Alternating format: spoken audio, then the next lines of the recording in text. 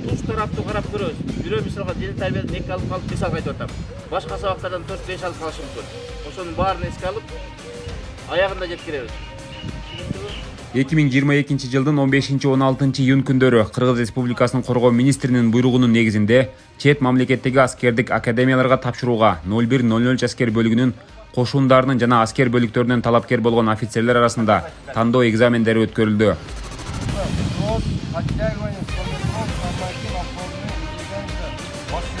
Экзамен талаптарына ылайык: биринчи, талапкерлердин саптык даярдыгын текшерүү; экинчи, дене чыңдоо даярдыгынан 100 метр жана 3 чакырым аралыкка чуркоо, турник тартынуу, ошондой эле 100 метр аралыкка сууда сүзүү.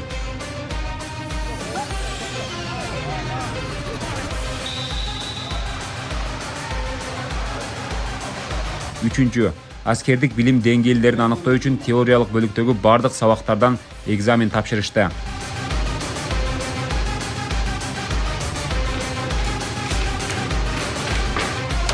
Төртүнчү, ок атуу даярдыгын текшерүү.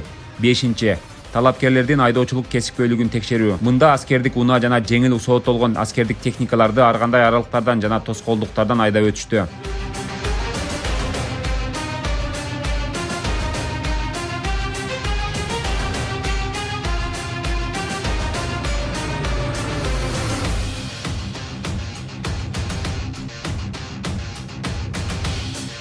Жогорудагы сынактарга 0100 аскер бөлүгүнөн атайын комиссия түзүлүп, талапкерлердин аскердик чеберчиликтерине жана билимине жараша калыс тандоо жүргүзүлдү.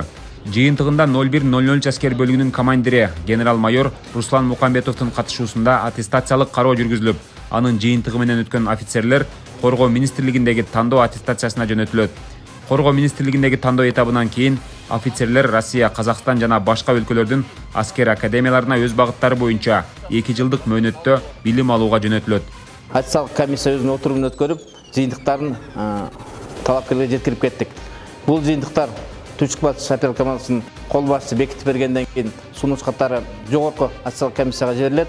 Мен ойлойм, бул экзамендер объективдүү, ачык, акыйкат өттү деп ишенип кетебиз.